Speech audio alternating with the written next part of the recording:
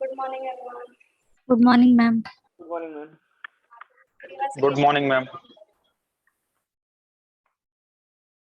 आप लोगों को मेरी आवाज क्लियर है? लेकिन क्लियर है।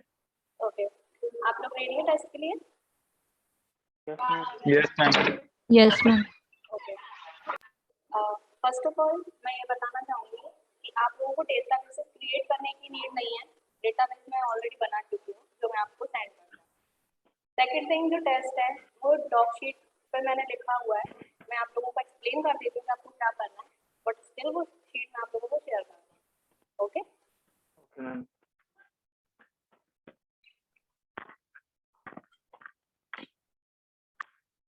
ओके, आप लोगों को स्क्रीन दिखाई दे रही है?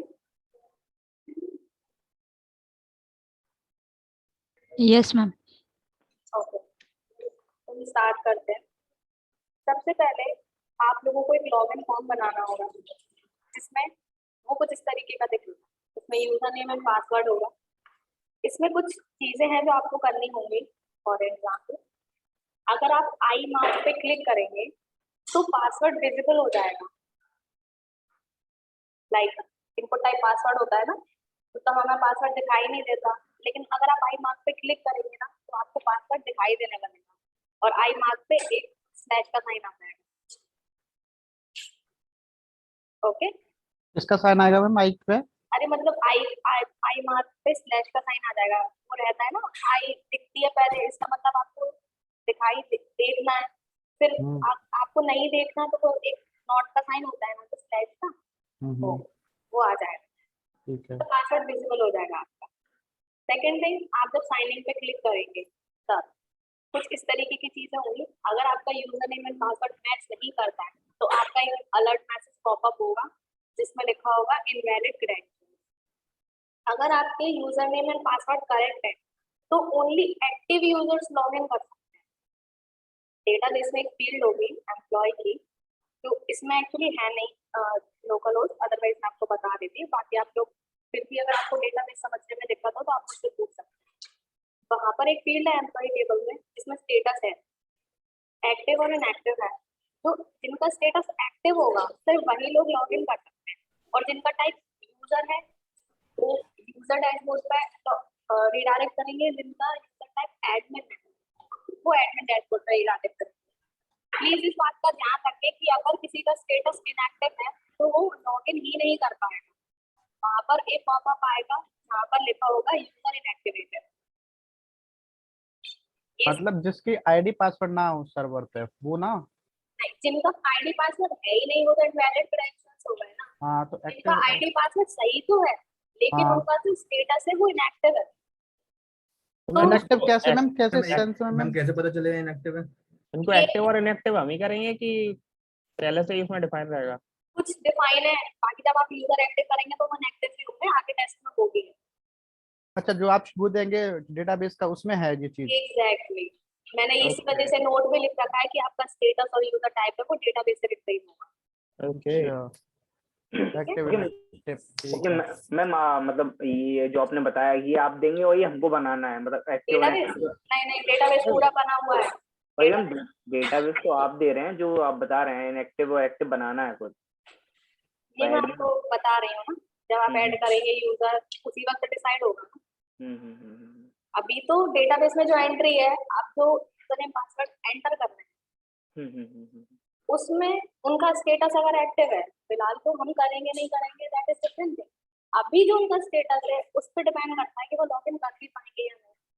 और लॉगिन के टाइम पे अगर वो लॉगिन उनका फेल्ड होता है तो क्या मैसेज होता है? ओके, इधर तक किसी को डाउट है लॉगिन टाइम पे? नो। ओके, अब अगर यूजर टाइप एडमिन था तो कुछ इस तरीके का पैनल आपको दिखाई देगा। इस तरीके का पैनल आपको बनाना है जिसमें दो साइड बार में दो ऑप्शंस हैं, like all employees and change password. Ma'am आप थोड़ी आवाज थोड़ी और सही करेंगे, मैम थोड़ी और क्लियर। मैम इसको थोड़ा जूम और कर दीजिएगा। मैं आपको शीट भेजूंगी ना। हाँ, ये शीट आपके पास आएगी और डेटाबेस भी आपके पास आएगा। ये मैं सिर्फ आपको एक्सप्लेन कर रही हूँ जिससे कि आपको पता रहे कि करना क्या है। ठीक है? Okay. All employees and change password करके दो साइड बार में दो ऑप्शंस हैं। जब आप एंटर करेंगे तो आप एडमिन डैशबोर्ड, अगर आप एडमिन हैं जिनके क्रेडेंशियल्स आपने डाले हैं, one more thing, user type पे डिपेंड होगा कि आप किस डैशबोर्ड पे जा रहे हैं, यानी आपका लॉगिन पेज एक ही है, ठीक है। अब अगर आप एडमिन थे तब आप इस ऑल एम्प्लॉइज पे आएंगे जिसमें ऑल एम्प्लॉइज का डेटा आ रहा होगा, ये सारा डेटा है। अब इसमें आप दो देख सकते हैं, अगर थोड़ा सा मैं जूम करने की कोशिश करती हूँ, दिख रहा है आपको? Yes yes ma'am, yes ma'am, ठीक है। समझ में आ रहा है थोड़ा थोड़ा। हाँ, अब अगर आप स्टेटस जो है, अगर आप इन पे क्लिक करेंगे, एक्चुअली ये बटन है, आप इन पे क्लिक करेंगे ना तो स्टेटस एक्टिव है, और आप इस पे क्लिक किया तो स्टेटस हो जाएगा इनएक्टिव पर्टिकुलर यूजर का। पर्टिकुलर यूजर पे ही स्टेटस इनएक्टिव है, क्लिक करते ही स्टेटस चेंज हो जाएगा एक्टिव। कंफ्यूजन तो नहीं है ना? No ma'am. मैम एक बार और। मैम मतलब ये परमानेंट नहीं है, मतलब कोई भी यूजर जो होगा वो एक्टिव इनएक्टिव अपने अकॉर्डिंग करेगा। नहीं, बिल्कुल अपन कर सकते हैं उसको। आप करोगे ना, हाँ, ये हाँ, फंक्शनैलिटी आपको बनानी है। मैम मुझे क्या लगा जब आप पहले बताया कि एक्टिव इनएक्टिव मतलब परमानेंट रहेगा, इसे आप ऐसे बता रहे हो आप? नहीं नहीं नहीं, एक्चुअली डेटाबेस में सेव हो जाएगा ना, आपने हाँ। इनएक्टिव चेंज किया तो डेटाबेस में उसकी एंट्री चेंज हो जाएगी इनएक्टिव। अब इनएक्टिव यूजर से आप लॉगिन करके देखोगे तो आप थोड़ी ना लॉगिन कर पाएंगे। वही वही कंफ्यूजन है। तो ये चीज आप, हाँ तो ये चीज आप करोगे ना एज अ एडमिन, आपके पास राइट्स होते हैं ना कि आप किसी यूजर को इनएक्टिवेट कर सके, वो चीज है, ठीक है। एडिट एंड डिलीट है इसमें, आप एडिट कर सकते हैं, डिलीट कर सकते हैं, और ऐड एम्प्लॉय पे क्लिक करके ऐड कर सकते हैं, ठीक है। ओके। ठीक है, कुछ इसमें है जो पेमेंट हिस्ट्री बटन है, मैं उसके बारे में भी समझा दूंगी आपको कि उसमें क्या करना है। ये सेटअप जो है वो सिर्फ शो के लिए है ना सिर्फ? मतलब ये आप, शो सेटअप लिखा हुआ है लेफ्ट साइड में जो, हाँ आपको ऐसे ही बनाना है ना। आप जैसा देख सकते हैं कि यहाँ पर जिस मैंने एडमिन से लॉगिन किया था तो उस एडमिन का नेम लिखा हुआ है, यहाँ पे डेट लिखी हुई है, यहाँ पे ये चीज है, ये चीज भी आपको लगानी है। ये जो ये हम डेट करंट की लिखनी है कि जब उसकी आईडी जनरेट हुई है उस टाइम की? Current. Okay. Every time updated मतलब? हाँ, करंट डेट आएगी इसमें। समझ गया, अपडेटेड लिखते हैं। ठीक है, हाँ ठीक है। अब यहाँ वही लिखा हुआ है जो मैंने आपको यहाँ पर बताया था कि स्टेटस इनएक्टिव कर सकते हैं आप, एडिट कर सकते हैं, एडिट पे क्लिक करके डिलीट कर सकते हैं, डिलीट करके पेमेंट हिस्ट्री पे क्लिक करके एक मॉडल ओपन होगा। फिलहाल मैं आपको ये बताती हूँ कि अगर आप ऐड एम्प्लॉय पे क्लिक करेंगे तो आपको किस तरीके का दिखेगा। आप जब ऐड एम्प्लॉय करेंगे तो यहाँ पर उसकी इन्फॉर्मेशन होगी, यहाँ पर यूजर नेम है, उसका नेम है, उसका कॉन्टेक्ट है, अमाउंट है कि उसको टोटल पे कितना करना होगा, डिपार्टमेंट है, डिपार्टमेंट का डेटा डिपार्टमेंट मास्टर से आ रहा होगा जो आपके डेटाबेस में ऑलरेडी सेव्ड है। यहाँ पर पासवर्ड है एंड कंफर्म पासवर्ड है, ये दोनों सेम होने चाहिए, अगर नहीं होंगे तो एक अलर्ट मैसेज दे दीजिएगा आप, ठीक है। ठीक है, आफ्टर सेविंग आप टेबल पे ही जहाँ पर से हम आए थे ऐड एम्प्लॉय पे उसी पेज पे आ जाएंगे।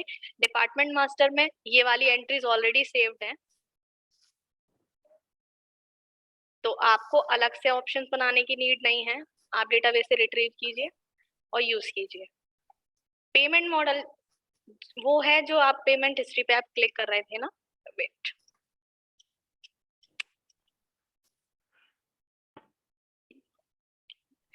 यहाँ पर आप पेमेंट हिस्ट्री बटन देख सकते हैं। नहीं मैम दिख रहा। एडिट डिलीट के नीचे एक पेमेंट हिस्ट्री बटन है, उस पर क्लिक करने के बाद क्या होगा? हल्का हल्का दिख रहा होगा। हाँ, जब आपके पास शीट आएगी ना तब आपको प्रॉपर दिखेगा। ओके।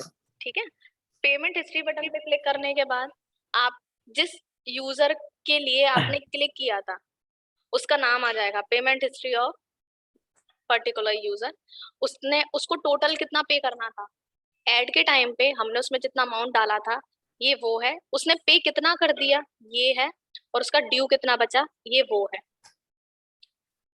पॉपअप ऐड होते ही कुछ इस तरीके का मॉडल दिखेगा, ठीक है। पेड भी हम करेंगे वो हम बता रहे हैं आपको। उसने सी हिस्ट्री है एंड ऐड न्यू पेमेंट, ये अकॉर्डियन है पर्टिकुलर टर्मिनोलॉजी अगर इसको बोले तो।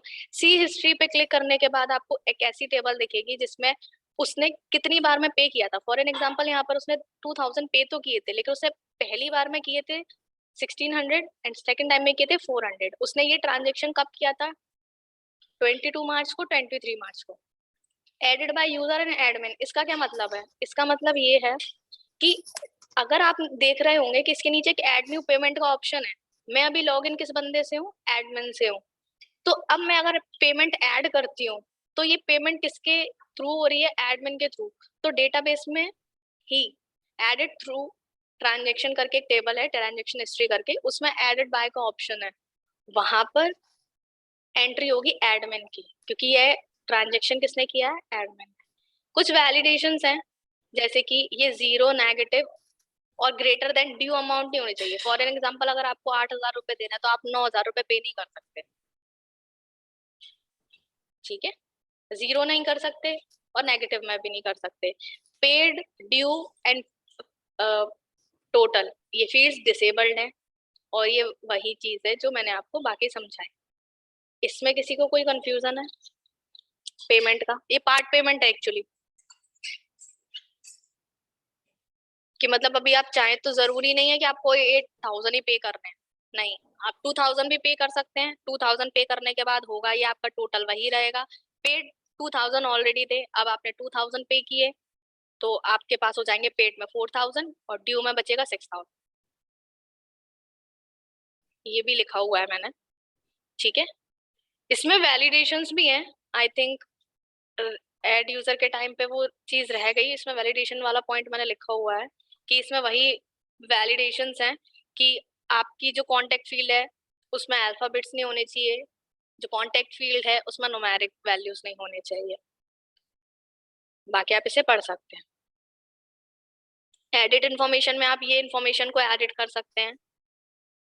चेंज पासवर्ड, जब आप चेंज पासवर्ड पे क्लिक करेंगे तो एज एन यूजर आपको राइट्स हैं कि आप अपना पासवर्ड चेंज कर सकें।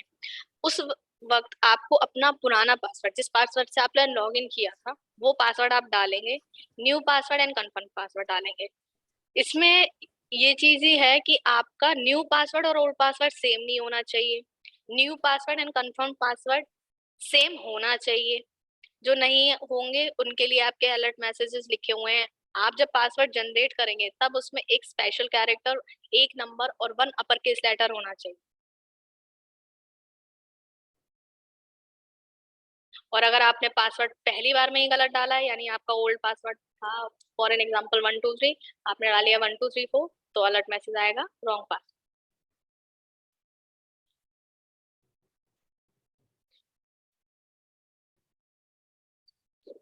ठीक है? लॉग आउट, लॉग आउट करने के बाद आपका सेशन डिस्ट्रॉय हो जाएगा।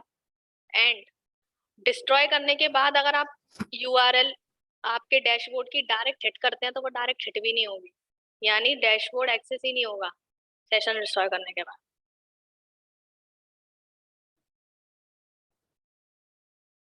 Now if you are a user, then आपके पास 3 ऑप्शंस होंगे, personal information, change password and payment. जब आप पर्सनल इंफॉर्मेशन, जब आप लॉग इन करेंगे तो सबसे पहले आप इसी पेज पर रिडायरेक्ट होंगे। यहाँ पर आपकी नॉर्मल इंफॉर्मेशन है जो ऑलरेडी फैच होके आ रही होगी आपके लॉगिन राइट्स के बेसिस पे, आपकी एम्प्लॉय आईडी के बेसिस पे। यहाँ पर सारी इंफॉर्मेशन आ रही होगी, आप यहाँ से इसको एडिट कर सकते हैं। यस, ठीक है। चेंज पासवर्ड में same thing, as an user आप अपना पासवर्ड चेंज कर सकते हैं, वही वैलिडेशंस हैं जो यू एडमिन साइट पे थे।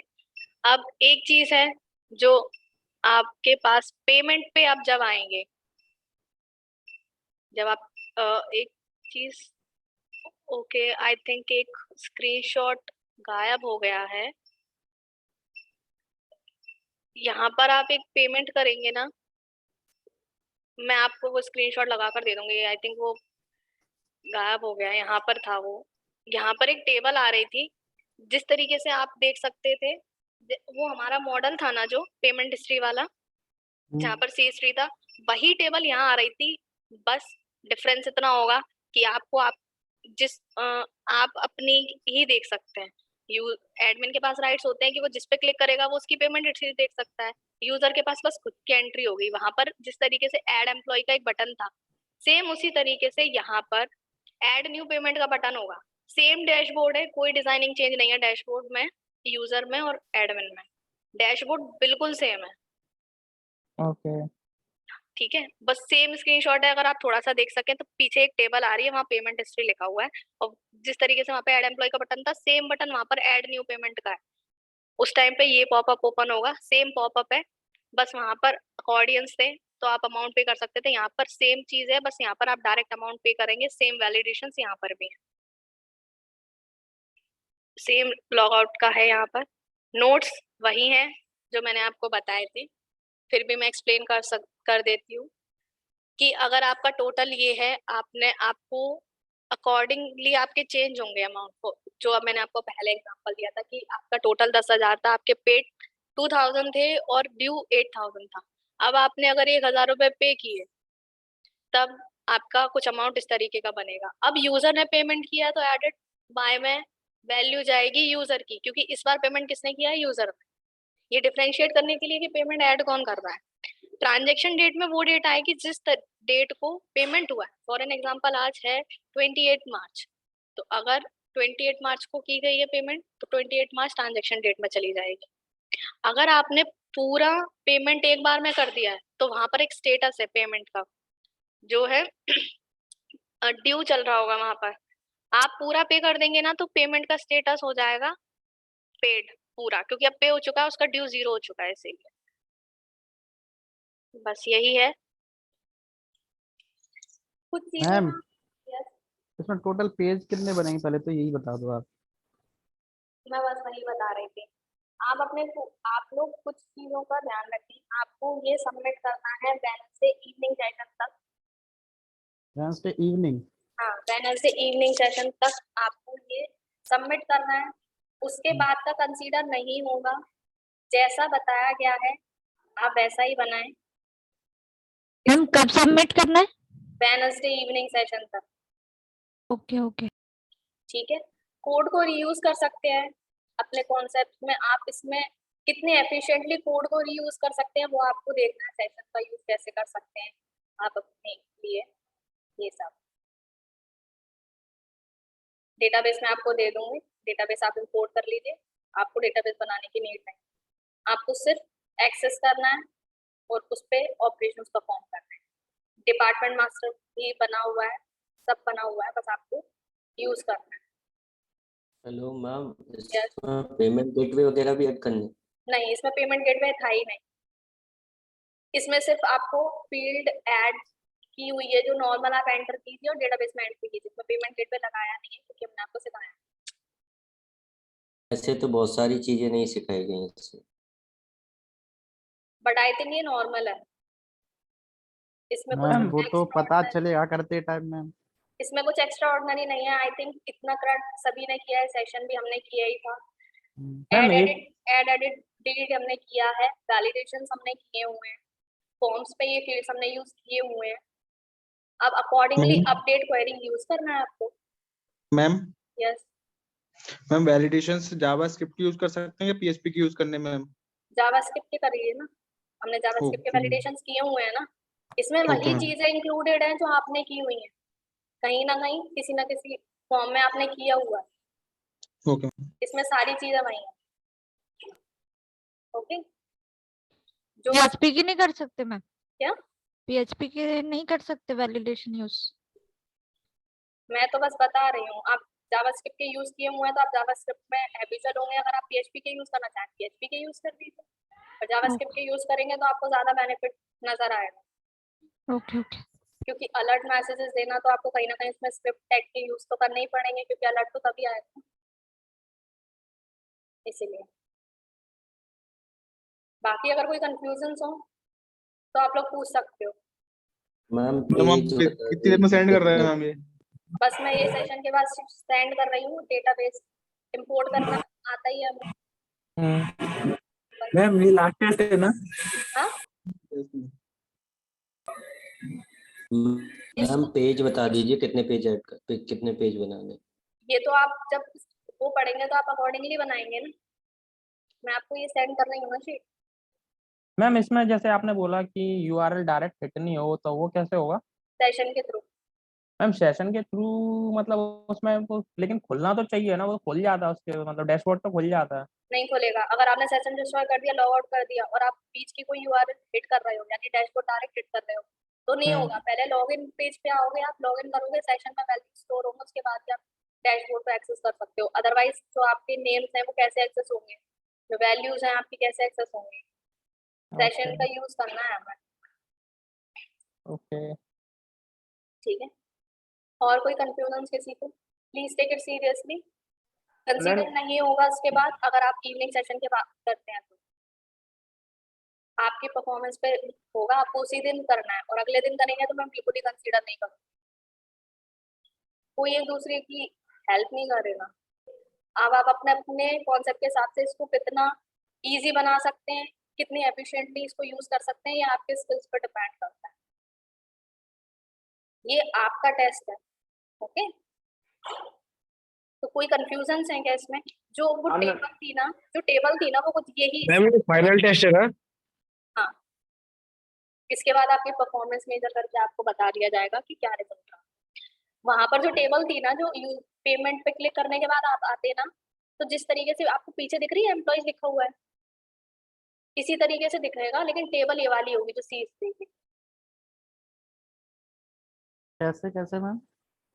ठीक है, अब मैंने अभी आप लोगों से ये बोला कि एक स्क्रीनशॉट गलती से कट हो गया है वहां से हाँ और वो सेव्ड रह गई है फाइल, इसलिए हाँ वहां पर जब आप पेमेंट पे क्लिक करेंगे ना यूजर डैशबोर्ड पे हाँ यहाँ पर, तो सेम जहाँ पर ये एम्प्लॉइज का दिख रहा है आपको, ये वाली टेबल दिख रही है, यहाँ पर सेम एड एम्प्लॉय है ना, जो यहाँ की जगह यहाँ पर लिखा होगा एड न्यू एम्प्लॉय, और जो एम्प्लॉइज टेबल है यहाँ पर लिखा होगा पेमेंट हिस्ट्री।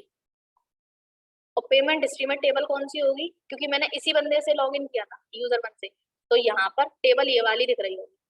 सेम यही एंट्रीज है उसमें, paid amount, transaction date and handled by, same fields है, सेम टेबल है वहां पर, कुछ भी नया नहीं है, सेम डिजाइनिंग है, सेम डिजाइनिंग है एज इन ये वाले पेज की तरह। बस बदल क्या गया होगा कि वो डैशबोर्ड यूजर का होगा, जिस यूजर से लॉगिन किया उस यूजर का नेम होगा, बस वहां पर कोई एक्शन नहीं है उनकी टेबल पे, ना ही कोई स्टेटस की।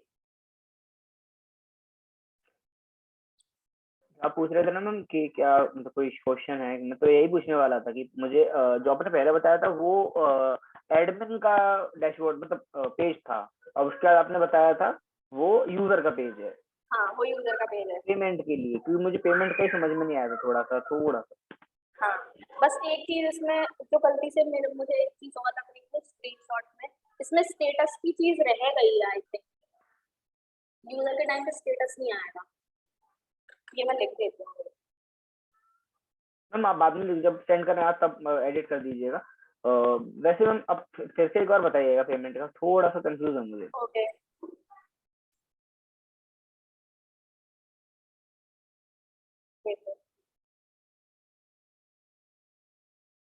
हाँ, आप क्या बोल रहे हैं? के बारे में बता दीजिए, पेमेंट के बारे में बता दीजिए। पेमेंट का एक्चुअली इसमें ये था कि एडमिन और यूजर दोनों। एडमिन और यूजर दोनों चेंज कुछ भी नहीं है, आपके अमाउंट डिक्रीज वैसे ही होंगे जैसे नॉर्मली होते हैं, बस आपकी एक एडेड बाय की फील्ड होगी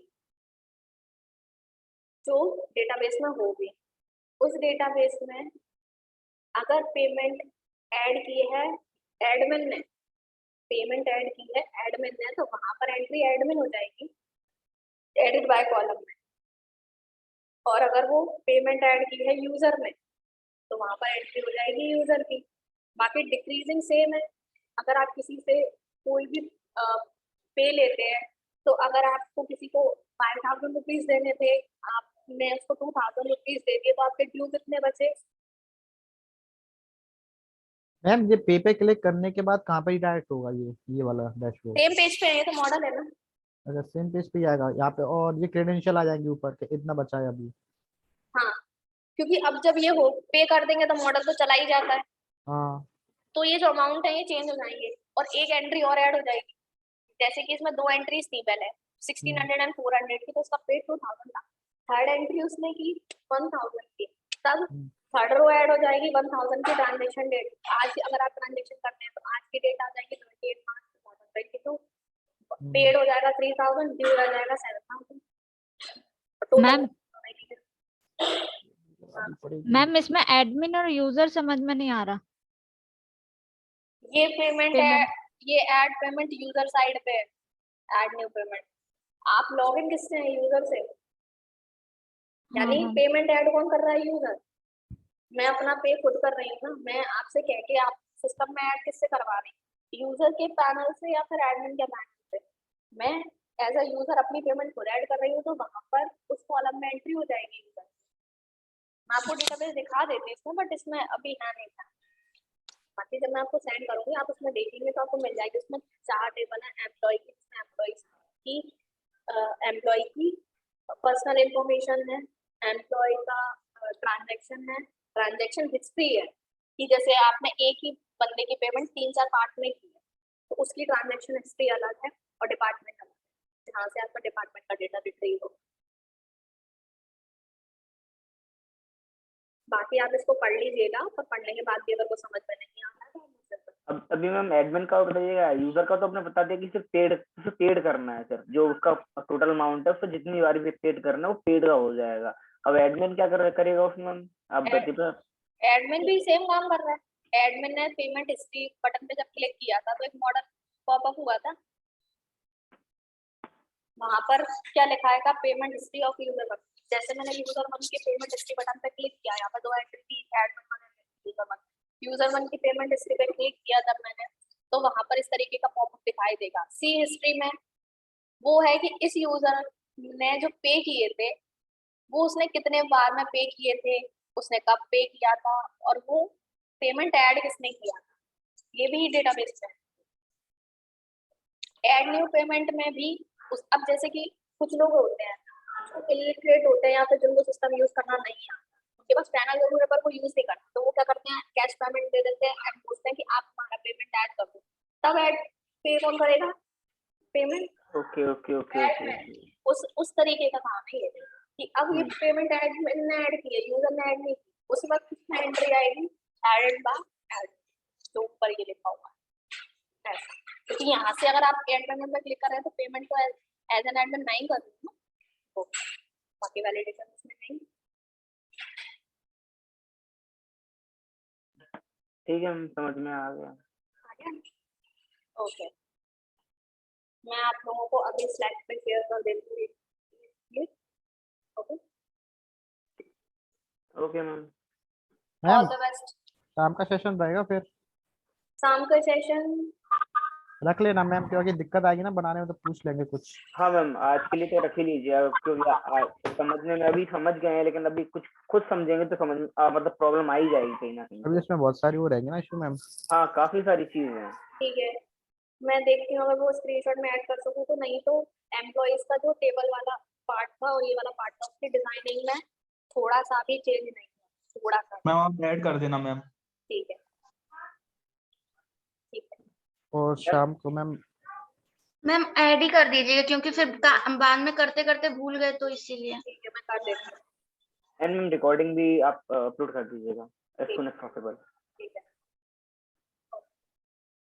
bye bye everyone. Ma'am bye bye. दिल कौन देगा।